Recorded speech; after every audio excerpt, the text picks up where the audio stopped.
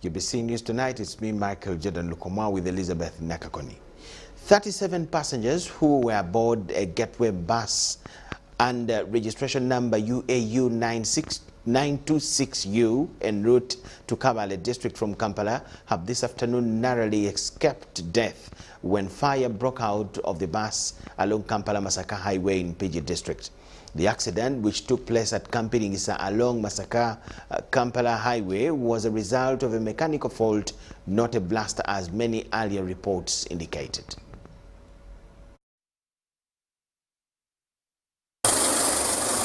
This was the scene this Tuesday afternoon as a passenger bus under registration number UAU 926U prematurely abandoned its journey at Kampiringisa along Masaka Road after spitting fires. Managed by Gateway Bus Company, was en route to Kabale district with 37 passengers on board, and all were evacuated injury-free. Nibagamba muveyo mpola mpola. Temubabaika kugwa mumenyeke. Nebavaamu mpola mpola ngekyanyoka wano mabega nebagwamu moroka ne kwato omuliro yokka. But none is injured. They all disembarked without any injury, those who were on board. As the PG District Fire Brigade rushed to the scene, there was nothing to save as the carrier was totally burnt to ashes. Samuel Omoji, who was the bus driver, narrates the ordeal. Moroka nenda bange enyoka. Wendabye moroka ngenyoka mabega nenyimirira. Ngenzo okuvayo kutunulayo nga omuka guweze. Nengezako kukwata ki ekidomola ky'amazzi kizenzikize ne birema nenjivaako. As police embarks on investigation into the matter, the driver was arrested from the scene to partly facilitate the process. Kakati mwagala ku anti kutokozesa kifuba. Tokozesa kifuba. There is no likelihood of anything like a blast or a bomb blast. It is from the mechanical condition of the bus. Yeah. Because no bomb is detected, nothing in connection to a bomb. No, for us we must continue investigating. The State Minister for Internal Affairs, General David Muhozi, was quick to give an update over the matter in today's parliamentary session. Of a new bus having been burnt in MPG, and it is scaring enough. I thought the Minister would also advise us whether it is true or just alarming. And that's the information Minister, in relation to bombs. Can you give us a clarification on that? It was in my communication because I saw it on social media. So you never know, it is just a social media. No, it isn't, Right Honorable Speaker and Honorable Members. There was indeed an incident on Masaka Road at Kamengo, to be exact. A bus caught fire, and the information filtering in at the moment, and not yet complete, is that she developed mechanical conditions which forced the driver to stop. The passengers alighted, fortunately, but it caught fire nevertheless. The fire tenders are on the way, and once the fire is taken out, we shall verify to know the cause, whether it was something not related to the current threat of terrorism. Although there were mixed reactions, especially from members of the public upon receiving the news of this Kampiringisa bus fire, police has embarked on the investigation to ascertain and get more details on what could have sparked this fire. Robert Onyango, UBC News.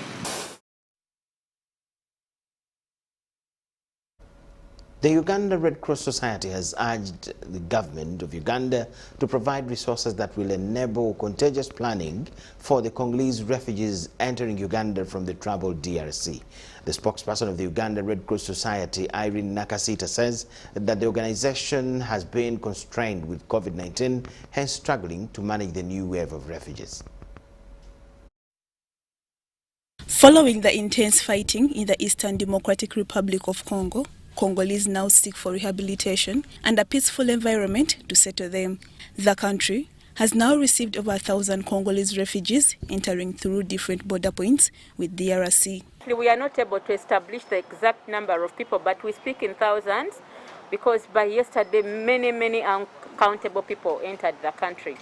However, at the Nyakabande Transit Center, about 690 people slept there because people were arriving at Bunagana, but the only sleeping place where the people would really sleep is Nyakabande. The spokesperson, Uganda Red Cross Society, Irene Nakasita, says many of the refugees entering Uganda through Bunagana border are facing challenges of less accommodation and other relief aid items at Nyakabande Transition Center. Apparently, Uganda Red Cross Society is held between a hard surface to manage the status quo due to inadequate resource capacity. They came through Bunagana border point and there was no shelter, there was nothing. They just now filled up the entire town, scattered. But from the meeting we had with the local district, we agreed that they will find shelter. The nearest shelter in Kisoro is the Nyakabande Transit Center. So that's where they are being moved to. And I said today, the UNHCR has established transport system, at least will help us to move people from Bunagana to Nyakabande. The society was not prepared at the moment to receive Congolese refugees, and this is coming with a lot of risks, especially with COVID-19. At the moment, no single refugee is tested upon arrival at Bunagana border entry. There is no modality of screening people who are entering, so you don't know who has probably a bomb or not. Yeah, then too, in terms of the risks, in terms of the health emergencies, you're not so sure who has COVID, who has Ebola, because recently DRC had an outbreak of Ebola. So all these cases are also not yet managed. But then we have many risks. Emergency wash. There is no access to clean and safe water. There are not enough latrines and toilets. There is no enough food, so anything can happen. Lives can get lost under such circumstances. The biggest percentage so far being women and children. These urge government to allocate resources rather than the society, depending on donors. However, latest information coming in from Red Cross field officials at Bunagana Transit Camp indicates that some of the refugees that had crossed into Uganda are returning back to the DRC after top security officials in the DRC assured them of their safety. Lydia Chomkama, UBC News.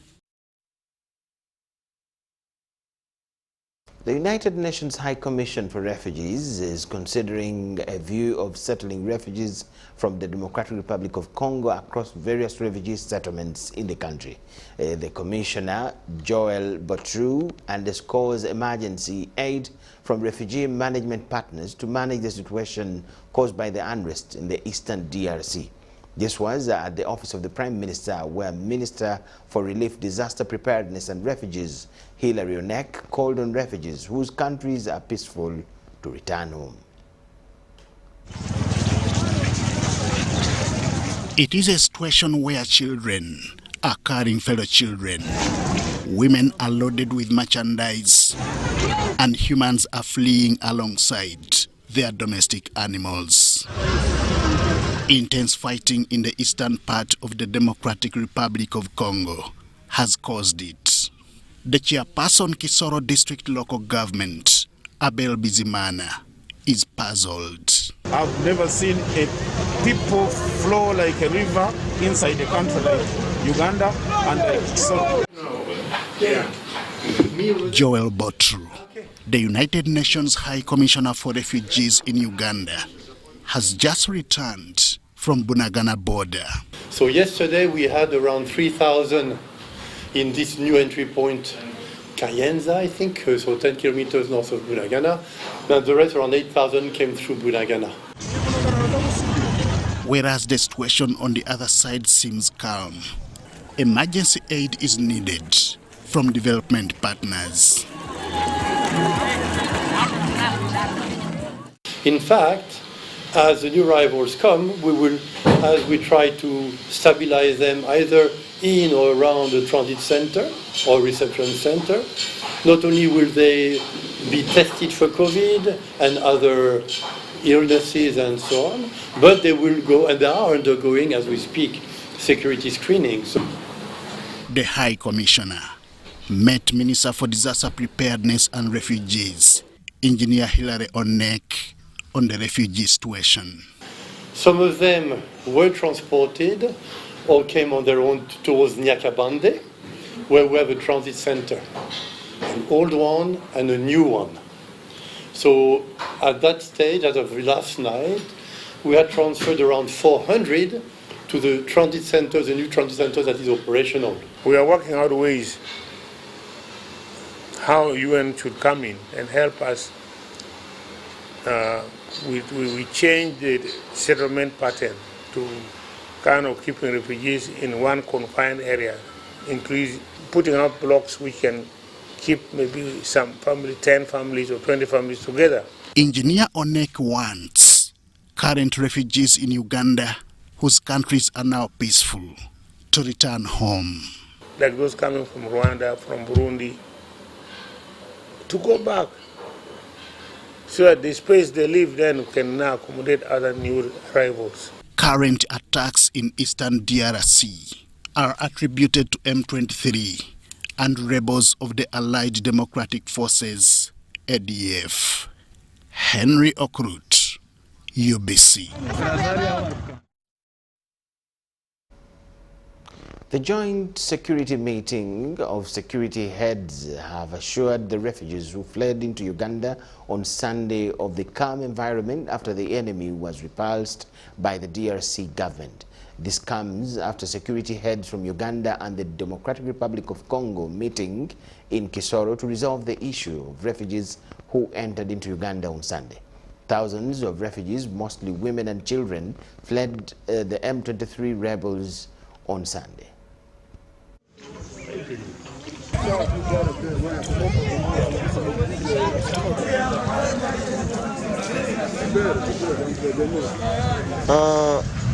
We have also had a meeting with our counterparts across the border, and they have clearly informed us that the situation has normalized in Congo after the enemy was repulsed by the government forces. I just want to call on our people here at the border that our local population should continue cooperating and being helpful to some other asylum seekers, because they are still here. Some are still at Nyakavande reception center. Because they were in big numbers, it will take them time to move back. Ni ukuvuga ngo tuje kubabwira ngo message tubazaniye ni ukubabwira ngo mutahe kuko amahoro gabonetse, aduwi wari wateye bamaje kumwirukaho ntabwo akiri hariya. Ni ukuvuga ngo abaraye Bunagana bose bamaje gusubirayo, uno buri muntu yamaje gusubira mu rugo rwe. Ni ukuvuga ngo nibyo bituzanye kugira ngo umuntu uri kumva ashaka yasubira mu rugo aze.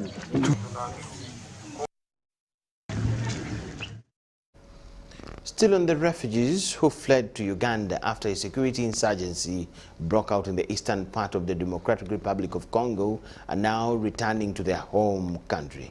This is after Kinshasa-based government announced that the resemblance of the M23 rebel outfit that attempted to cause political instability had been defeated there.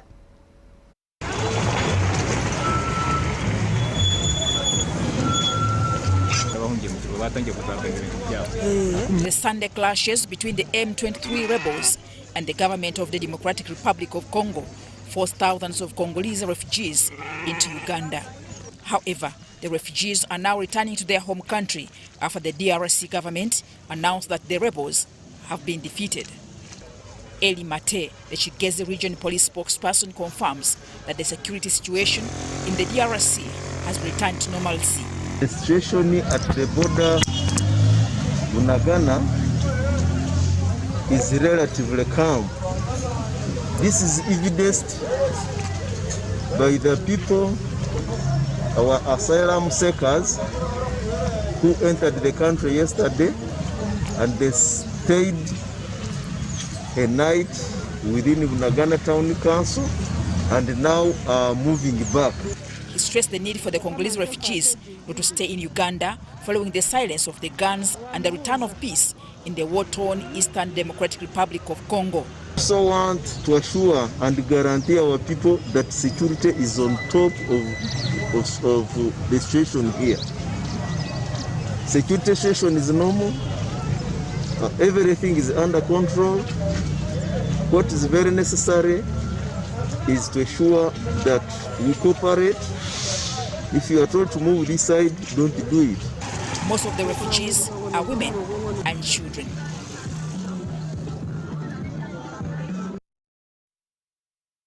Parliament is to put up a committee, I beg your pardon, in more news.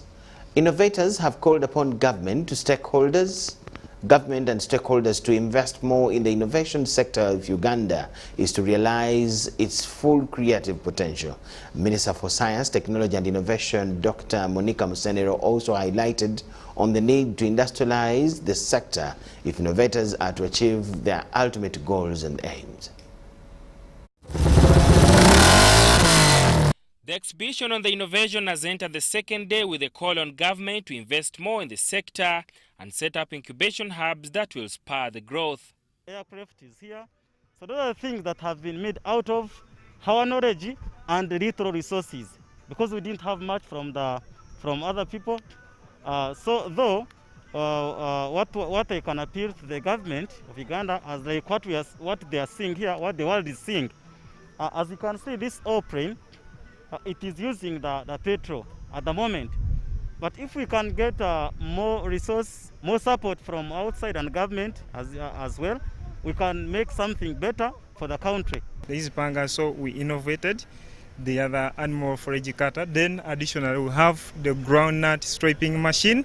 Instead of hand plucking, we brought an innovation. It can generate 300 kilograms in an hour. The Minister of Science, Technology and Innovation, Dr. Monica Musenero, highlights on the need for industrialization in the innovation sector if innovators are to yield much from their creative skills. Almost many things you'll see here, they are not industrialized. And that's my biggest brain cracker, which keeps me awake. How do I move these things from here into industries? Because otherwise there will remain things for us to see, for us to admire, come here and admire. What I want to see is industries and businesses out of each and every item which is being exhibited here. The 2021 Science Week focuses on industrializing and commercializing of Ugandan-made products to garner both local and international fame to transform Uganda's economic sustainability.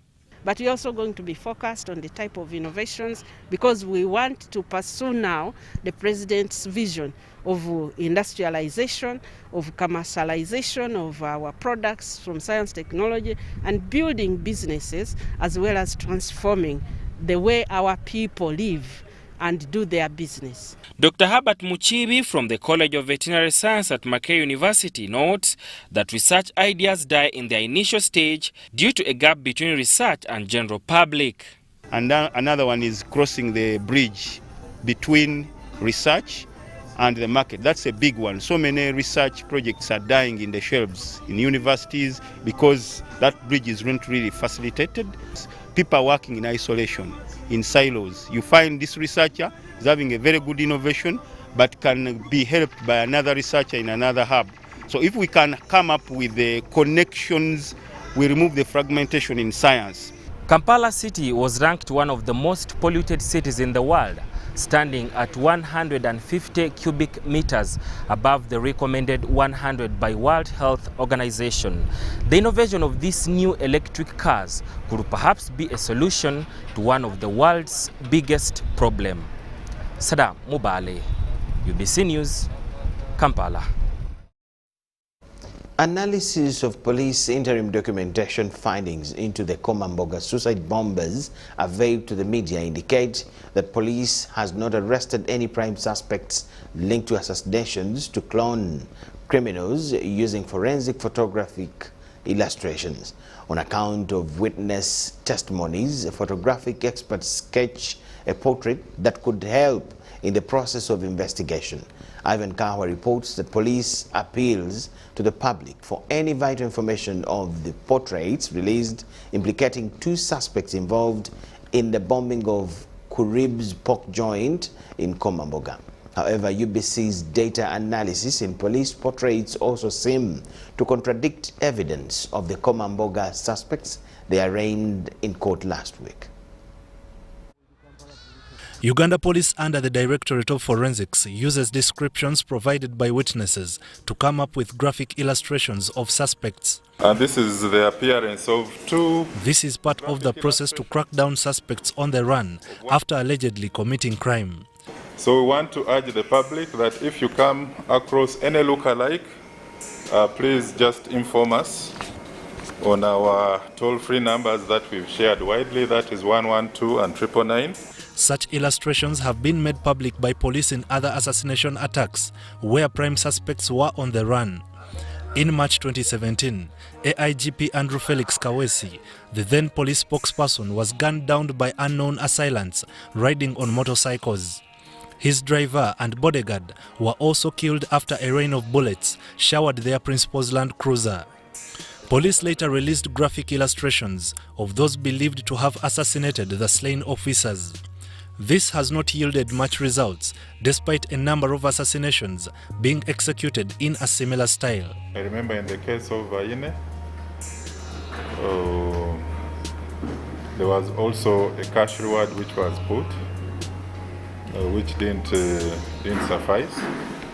Then also recently, in the case of one of the ADF rebel collaborators based in the DRC, we thought he was still in Uganda but had crossed back to Beni. That is Sheikh Din Ukenya. There was a cash reward of about 20 million that is still stands, still active. He's never been arrested. In the move to arrest suspects that used improvised explosive devices to bomb a pork joint in Komamboga, it might be hard to ascertain whether such portraits will yield tangible results basing on previous unsuccessful attempts. Because this is simply a graphic illustration. Police spokesperson Fred Enanga argues that the photographic portraits are not 100% accurate but can give clues during investigations. We expect people to lookalikes can be in their tens or hundreds or so. Until we get the right people, we shall always reward the persons who lead us to the right suspects. 4 photographic experts are being trained under the Directorate of Forensics. Ivan Kahwa, UBC News.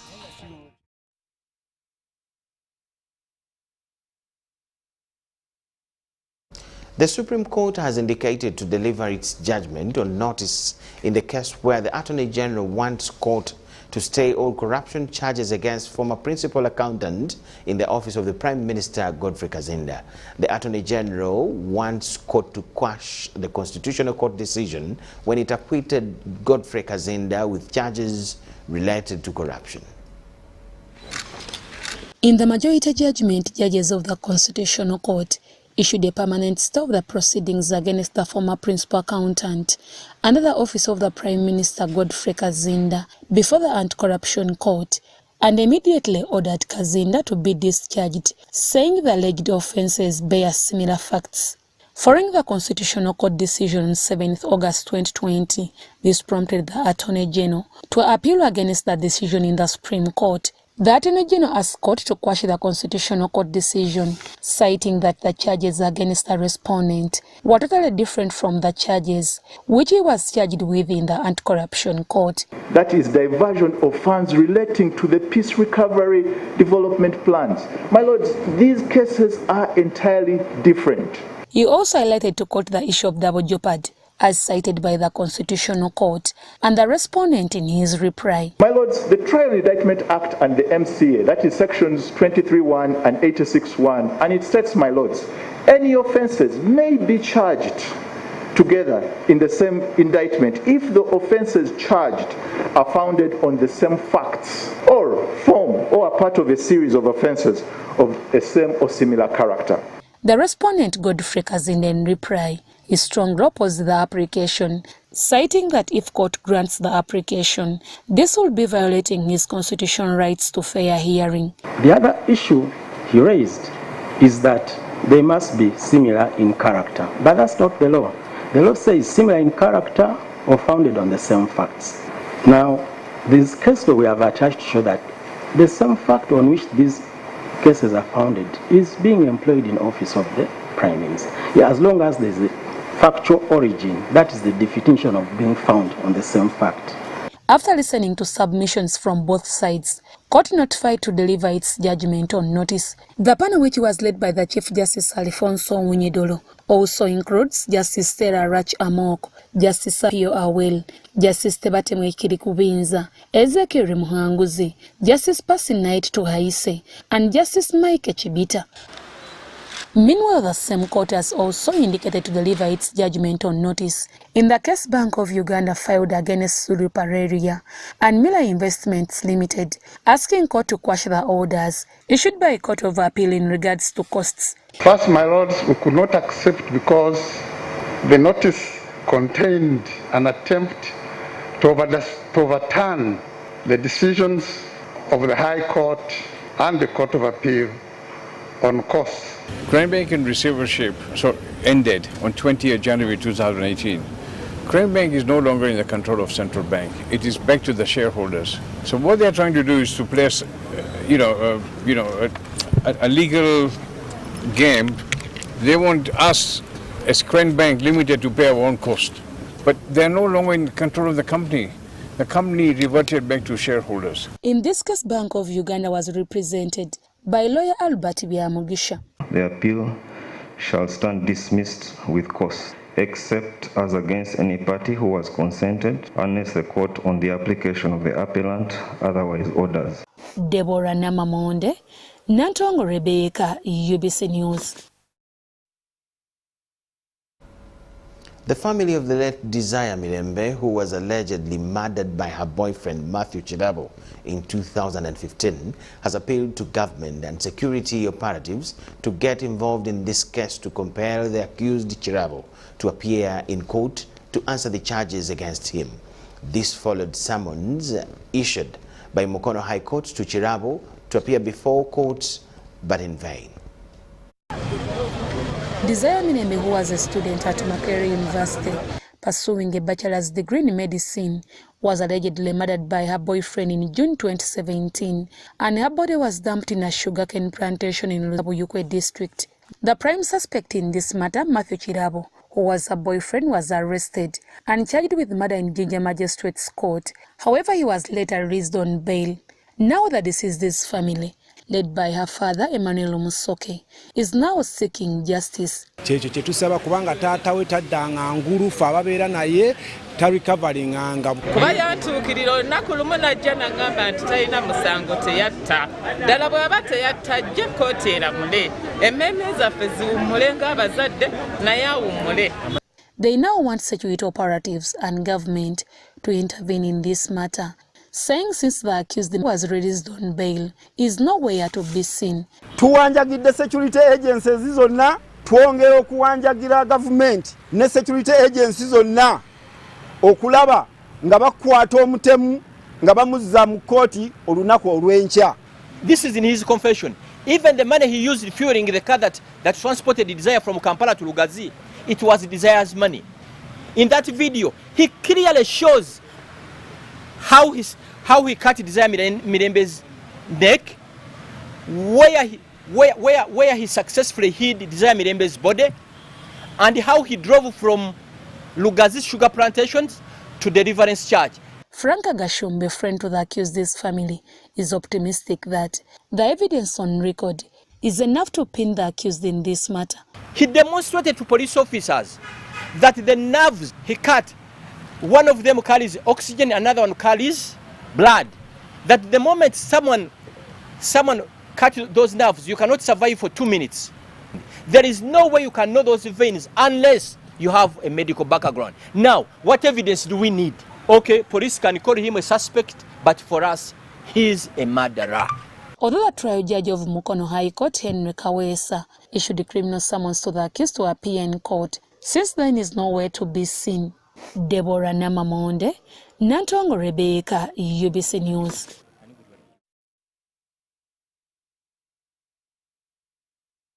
The Leadership Code Tribunal has encountered a number of challenges, including insufficient resource envelope since its operationalization in July 2020.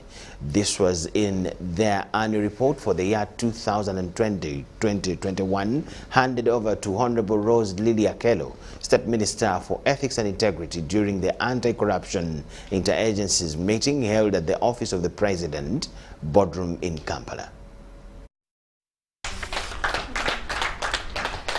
The Leadership Code Tribunal was established under Article 235A of the Constitution and operationalized under Section 19A of the Leadership Code Act 2002. Under this Act, all public officials are required to declare lists of their assets and liability as the most effective means of preventing and identifying corrupt officials. The main objective of creating the Leadership Code Tribunal was to adjudicate on all the civil servants. That is why this law of declaring assets and liabilities was created. The disclosure system aims to flag up potential conflicts of interest to employees in public offices. Rules describe how the IGG and the members of the public can approach the tribunal to bring cases where there have been breaches of the Leadership Code Tribunal. The tribunal, which was established in July 2020, have handed over its first annual report to the State Minister for Ethics and Integrity, Rose Lily Akello, as directed by law. This Leadership Code Tribunal is created so that it can fight corruption which is in civil service. And mostly this is in civil service, political leaders, all from grassroots. Even if you're a sweeper, you're supposed to declare whatever you have.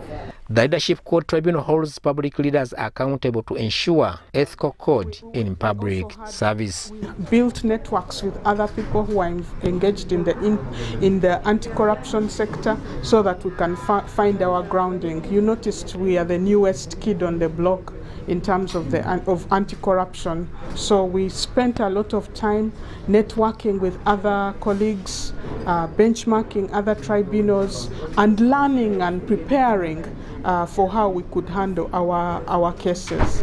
The head of the Anti-Corruption Unit, Colonel Idris Nakalema, has applauded the Leadership Code Tribunal for the great strides in its first year of existence. Of their cases definitely have something to do with morals, and you know corruption is a moral issue, so we are looking forward for the continued relationship between all of us in the fight against corruption, because you remember that the Leadership Code Tribunal is the, should I call them the kid on the block. They are the newest that came in, but when we saw their strategic plan, their work plan, we are soon going to have a very vigilant fight against corruption. The tribunal has been able to lay a good foundation before embarking on adjudication. And our strategy is more of prevention. We do not want to deal with post-mortem. We want to prevent. And how are we preventing corruption? We are targeting at sensitization and awareness creation. The Leadership Code Tribunal mandate is to receive, examine, and adjudicate any breaches of Code of Conduct referred to it by the Inspectorate of Government. Haruna Mtesasira, UBC News. 16,496 candidates in 105 nursing and midwifery institutions have started their examinations for the academic year 2021.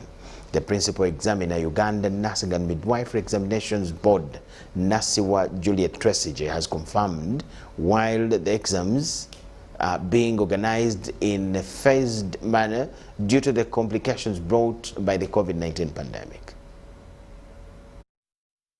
Among the registered 16,496 candidates, 391 are pursuing diploma and 16,105 at certificate program are sitting exams in 100 license examination centers. Members put in place extra examination security measures to guard against any unforeseen occurrences of malpractice and leakage.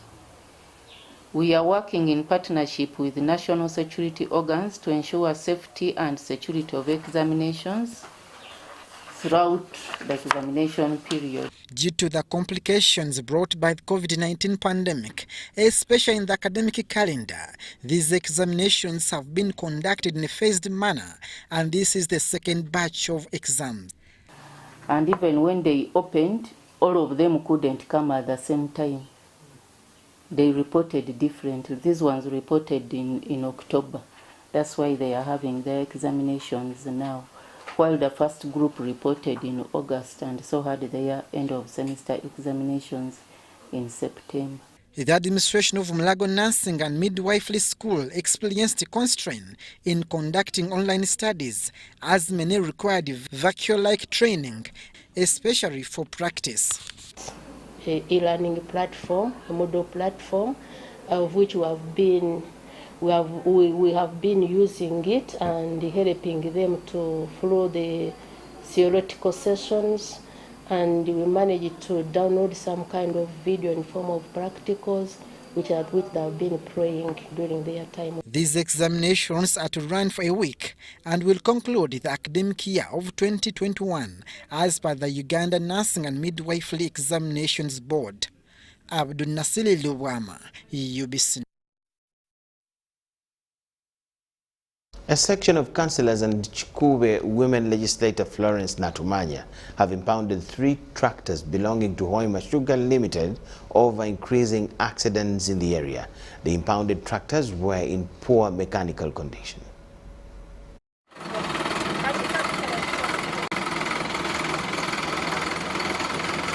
Chikube councillors have impounded 3 tractors belonging to Hoima Sugar Company Limited. The impounded tractors lacked reflectors, brake lights, which forced the woman member of parliament to compel a traffic officer. This follows Chikube Town Council councillor Nyakojo Birali, who died in an accident after he rammed into a stationary numberless tractor, Mahindra 9200 model, that was parked by the roadside loaded with sugarcane.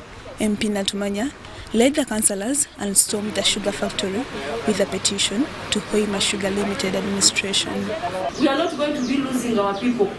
You are either going to learn forcefully to live with us or close down. Natumanya asked police to ensure all company trucks in poor condition are repaired before going on road again. The councillors welcome the MP's support in fighting for the rights of the people of Chikube. Humanity soso mulimo gumukora radio gumukora bomu musindika gura kasandu twara yuge million okule sandu kono mche icho tumusindiro mu government erengereho muno kurora yagema abantu baleme kufuna polio ekeriyeho abantu abanyakwina ho bulema bati kuruga factory enu yatandikire abantu abanyakwina obulema beyongeire muno habwe bimotoka byanyu ebimotoka ebibi munne bindi amusole tuse ebijunzire. Hoima Sugar Limited is a company which is brought to help in the public, but now there is too much public outcry about the increase. The agriculture manager, Hoima Sugar Factory, apologized to the community and promised to cooperate. We totally disassociate from the statement, if any has been made by anybody. We take responsibility, we apologize if they have made a statement. He is also here, he is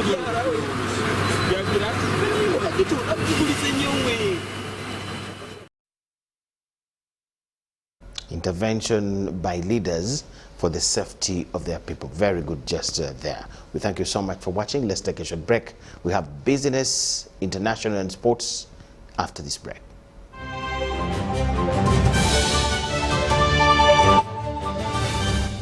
Brought to you by How to get points. Just use MTN to make calls, send SMS, load airtime, buy bundles, or pay for MTN subscription services. Everywhere you go.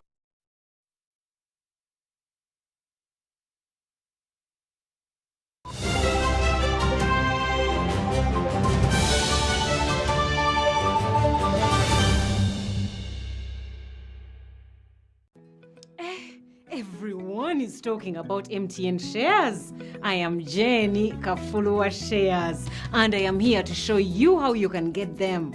First, you need a Securities Central Depository account, or SCD account in short, and you can open one right now using MTN Momo. It's free of charge. Just get your phone and your national ID, and let me show you how. Now, why do you need an SCD account? Well, because every time you get shares in any company, well, including MTN, your shares are going to be kept in this account. But this is not a bank account, and you don't need to go anywhere to open it. So is your phone and your national ID ready? Good. Let me show you how to open your SCD account. First, dial *165*65# or use my MTN app. Then select option 1 to submit SCD account application. Then enter your full national ID number or NIN. Next, select your preferred stockbroker and then choose option 1 to accept the terms and conditions. Lastly, enter your mobile money PIN and wait for confirmation, which you will receive on SMS. Oh, by the way, stockbrokers are the people authorized to help you buy or sell any listed company shares, so you need to choose one. That's it. Once you have your SCD account, you're ready to start applying for your MTN shares for as low as 100,000 shillings for 500 shares.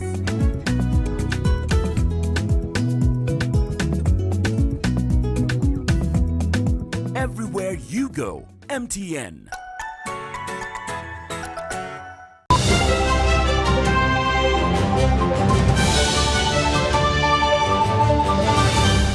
Today in history. John Emil List gunned down his entire family in their Westfield, New Jersey home and disappeared. John List was an outwardly normal and successful father, a Sunday school teacher, and a Boy Scout troop leader.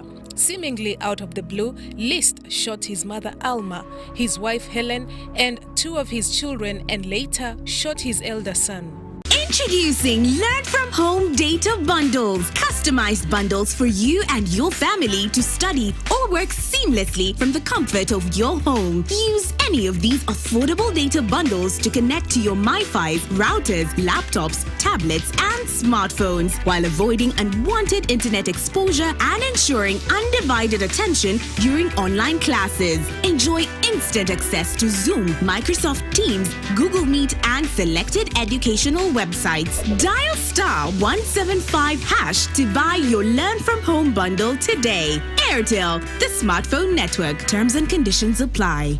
Kagalino twolekedde ekyatulese tuzze tukalanga enfunda eziwerako ddala eno ye Code TV Super ey'abakaguje njagala wekkaanyi ewatali kwemamaaza olwo tuba tusimbudde ne Code TV Super Duper waawawa era nga bakutuusyako ekiga ekyabakabejja abasajja eŋŋwaŋŋuli kwogata ne busineema obujjudde omuhabati ku $5,015 waawawa soka bulaza weefunye ekirungo kya Code TV Super ekijjudde obulungi ove mu baaje. Raising voices. Like other fathers across Uganda, I'm standing up to say no to violence against children. I commit to give my children a violence-free childhood. As fathers, we can make Uganda safer for our children. I promise to speak out when I see violence. In this time of COVID, what is your promise to the children of Uganda? Because a violence-free childhood is everyone's right. Raising voices. The Uganda Cranes national football team soars higher yet again to qualify for the much-anticipated World Cup in Qatar 2022 with a game against Kenya. Support our boys from the comfort of your home with friends and family as Uganda takes on Kenya on 11th November at St. Mary's Chitenda Stadium starting 4 p.m. Uganda Cranes Paka Qatar with Airtel, the official sponsor of the Uganda Cranes football team. It's no secret that ICT makes learning easy. The strides made in our field could not be possible without it.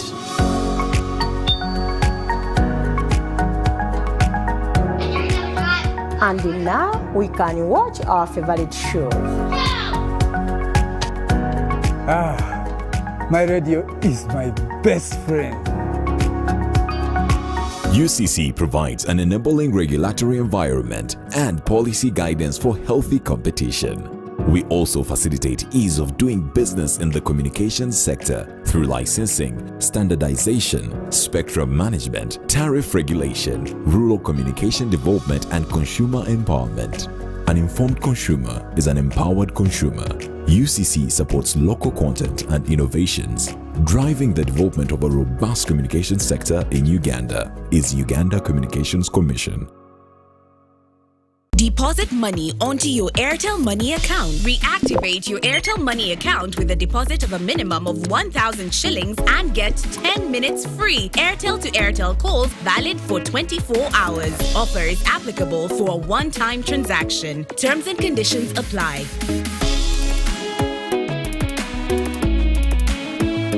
Airtel Money. Simple, secure, borderless.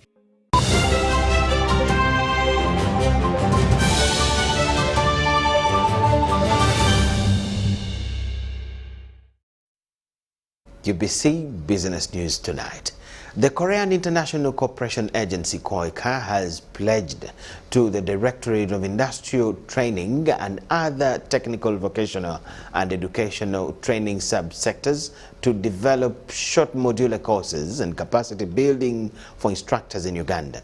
The pledge follows the initial construction of Ntinda Vocational Training Institute by KOICA at a tune of $5.2 million with equipped and trained manpower.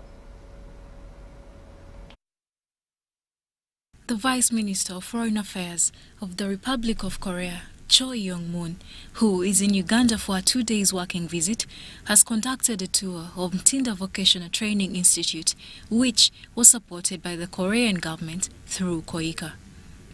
Ntinda Vocational Training Institute, constructed between 2014 to 2018, offers certificates in electrical installation, fashion and garments design, automotive mechanics, welding and fabrication, plumbing and short modular courses.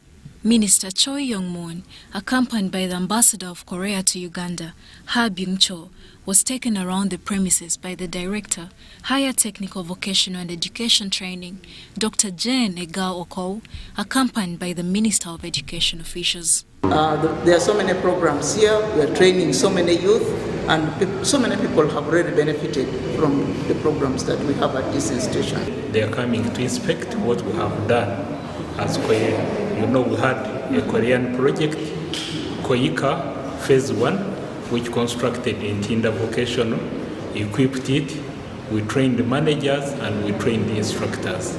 So they are coming to see what we have done to pave a way for other projects. In another development, the Mayor of Chira Municipality, Julius Mutebi Nsobuga, also toured Ntinda Vocational Training Institute. Like the development partner, he also hailed the administrators of the institute for the conducive learning environment suitable for learners. We are pretty much impressed with what we have seen inside here, apart from the beautiful buildings, of course, but the level of skills training that we have seen inside here, we are very, very impressed, and we can't wait enough to start selling this concept here of vocational training outside to the communities all around us and within ourselves. And we are very much happy for the Korean government and the government of Uganda for that partnership, from which we hopefully will be benefiting as Chira municipality as well. Korean government is to support capacity building for industry, demand-based TVET in Uganda with $7 million.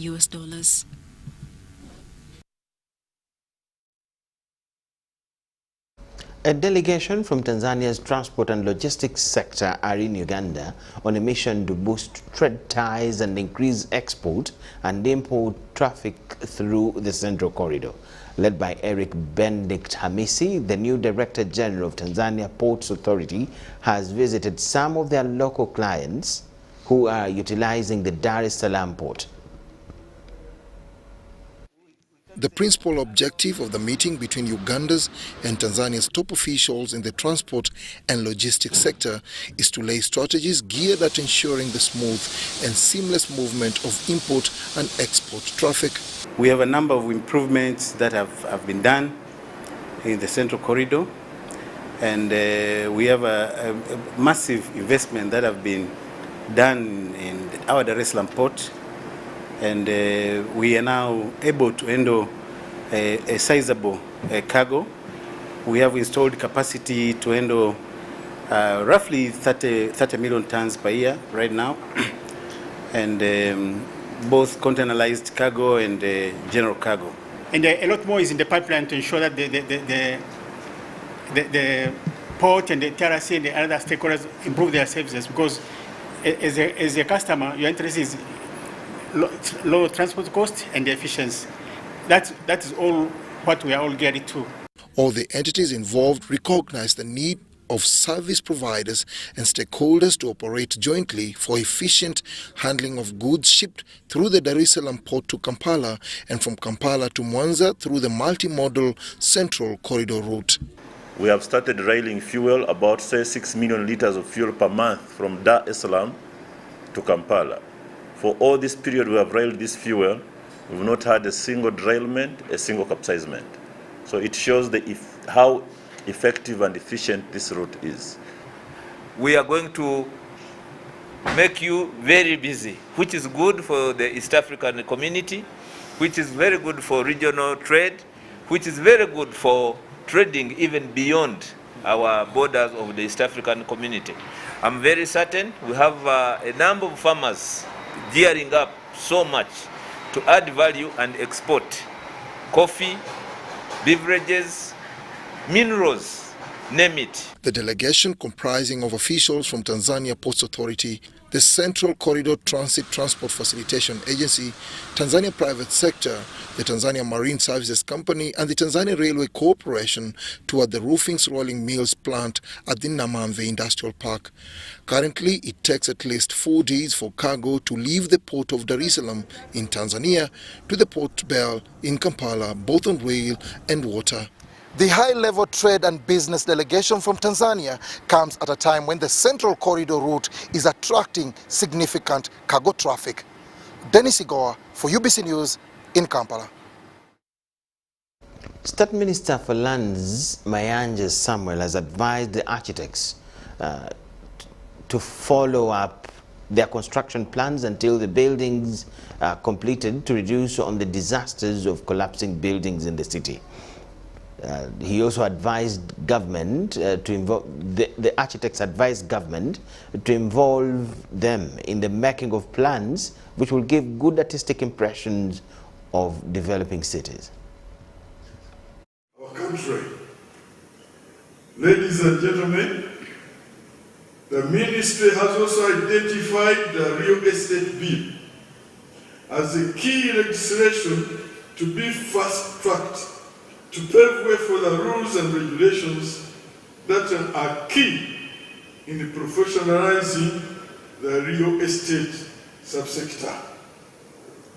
Lastly, I would like to once again thank because to move forward progressively for a better built environment that is healthy, very safe and habitable for every Ugandan, everyone needs to understand who we are, what part we have to play, how we come into the picture, and even for them to know how they can reach out to us. But also, of course, we acknowledge the fact that we need to be more proactive and also step out, and this is part of that process. You know, designing their buildings, yet actually the architect is the head of the consultant team with any building project. So there is that confusion, and then also what we call as quacks, non-architects practicing architecture. There are so many problems that spring from this, and that is why we have so many collapsing buildings. Well, of course, it comes down to the site, which again brings me to another problem, the fact that people think we stop at design, and we are not supposed to be on the construction, and yet we are meant to be there, because if we're not there, I mean, everything that we've been seeing happening around the country, collapsing buildings, unfortunately, lives being... Investors in the Kasese Industrial Park want peace in the region to entice investors from elsewhere into the area. This was at the groundbreaking ceremony for the construction of Metu Zhongtong bus industries in the district. The government is taking the responsibility of leveling the site 100%. President Museveni's intervention to create jobs for Uganda youth is being released with several industrial parks established in the country. In Kasese district, Metu Zhongton bus industry will employ over 3,000 people at the commencement of the project. We shall create more than 3,000 jobs here. And also, we know this will have a multiplier effect in the economy of Kasese. Still need more investors, more industries. The confusion that is always in this district is because of redundant youth. So we want this industry to take off immediately. They employ some. The director, Metu Zhongtong Bus Industries, Metu Katabazi, says this will only be released if the people of Kasese maintain peace. Let us consolidate and maintain this peace so that more investors will come to this region. State Minister for ICT and National Guidance, Godfrey Kabyang, wants land procured in the industrial park with the current 213 acres already taken by investors. Minister Kabyang and that for Works and Transport, Musa Echweru, officiated the groundbreaking ceremony. I would like therefore to request you, since the president has sent you, you go and inform him. The land now has been given out. We are now waiting for investors to kickstart, and now we need more land. Now that peace has returned to the Rwenzori, and the peace that we see here appears durable. The district chairperson, Erifaz Muhinda, warned the people of Kasese not to vandalize the construction equipment. Make sure that their property, their equipment, or whatever is secure. Don't vandalize anything. And we expect this work to take 2 months. Irene Faith Nantongo, UBC News. Civil society is concerned about the Public Finance Management Amendment Bill of 2021, which was laid before Parliament on the 27th of September by Ministry of Finance, Planning and Economic Development. The bill contains 4 clauses that seek to allow the Uganda National Oil Company to retain a portion of the proceeds from the sale of petroleum accruing from government's state participating interests in the production sharing agreements to meet government of Uganda's and the company's financial obligations in the tariff and transportation agreement. To being abused. What is this law saying is that call everything and anything petroleum revenue except crude oil. So the oil that we are going to transport through the pipeline is not going to be considered as petroleum revenue. Between me and you, I don't know what is going to be called at a later date. Our national company in these circumstances most likely will be confidential. The money that will be spent will also be confidential. So we as Ugandans, how will we ever participate in these processes? How will we ever get to know? How will we ever benefit from access to some of this information? Notwithstanding that, we are saying, fine, we know UNOC is a commercial arm of government. We know UNOC must meet its tariff obligations and other obligations. As such, it might actually require that it spends money at source. However, we are saying that it must have approved budgets by Parliament throughout the appropriation process. Orient Bank Uganda has rebranded into I&M Bank Uganda Limited after a successful acquisition of 90% shares by the Nairobi-based I&M Financial Group of companies. Bank of Uganda has assured the public in the ongoing rebrands and restructuring within the commercial banks as being determined by the market forces of demand and supply. The rebranding of the Orient Bank Uganda into I&M is the latest step in an operations overhaul which has been ongoing for the last 1 year. It has been reached after I&M Group of companies confirmed ownership of 90% shares in formerly known Orient Bank. That we will achieve all of these because as a bank, we are intentional in our efforts to offer every customer seamless banking experience. After receiving the regulatory approval from Bank of Uganda, I&M Bank Uganda Limited is committing to strategize to meet the demands of the Uganda financial market. The I&M Group is on a transformation journey of its own, and through its IMARA 2.0 strategy, it has placed digitization as the key enabler for business growth in both the personal and the micro, small, and mid-sized enterprise banking sector segments. With the ongoing rebrands and selling of commercial banks, Bank of Uganda has assured the public not to get worried, as these being normal changes brought by the market forces. It is a good thing. It means that the institutions are now basically either refocusing themselves or asking themselves the hard questions in terms of the kind of business they want to do, what kind of coverage they want to provide, and therefore make sure that their branding and their naming is aligned to the business model. As for the mergers and acquisitions and entry and exit, in any competitive market, in actual fact, I believe it's a sign of reasonably good competition when you have entry and exit of participants in the market.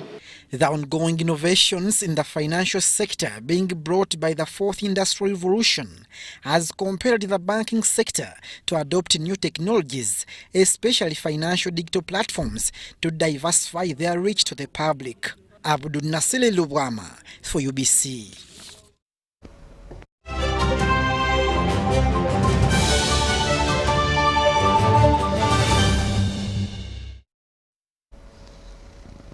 Uganda has started its quest at the African Netball Cup with a resounding 77-29 victory over Tanzania. The nine-nation championship is hosted in Namibia.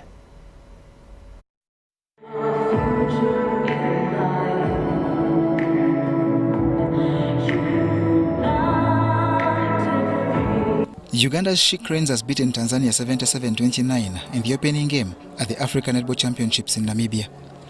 Uganda led from start to end, winning the first quarter 20-7 before going into halftime at 42-14. By the end of the third quarter, the She Cranes led 60-21 and capitalized on that till the end, much to the applause of head coach Fred Mugerwa. That the majority of my players were here for the other championship, which means they are now in the competition mode, unlike the Tanzanians who came for these championships. However, the new players that we left behind who joined us during the last days of the other championships have proved to me that they are good. They can also perform. That whenever we make a substitution, at least they can fit in the shoes of those persons that they have substituted. So I think that we have a stronger team. Mugerwa started with Shafi Nalwanja, Joan Nampungu, Liliana Gio, Ruth Meme, Nora Lunkuse, Irene Eyaru and Stella Oyela, but gave opportunity to all, including Anisha Mohammed. Today I'm grateful that I played my first game. It's not been easy, I've been down for a full week, so it kind of touches you mentally, but I am improving and I'm looking forward to improving in every game. In the other fixture of the day, South Africa edged Zimbabwe 78-27. The She Cranes return to action tomorrow against Zambia at this single round robin championship that increases ranking points.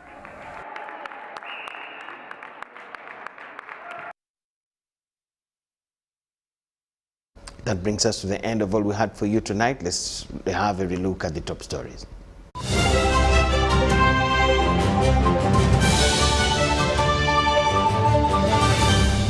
Brought to you by How to get points. Just use MTN to make calls, send SMS, load airtime, buy bundles, or pay for MTN subscription services. Everywhere you go, MTN.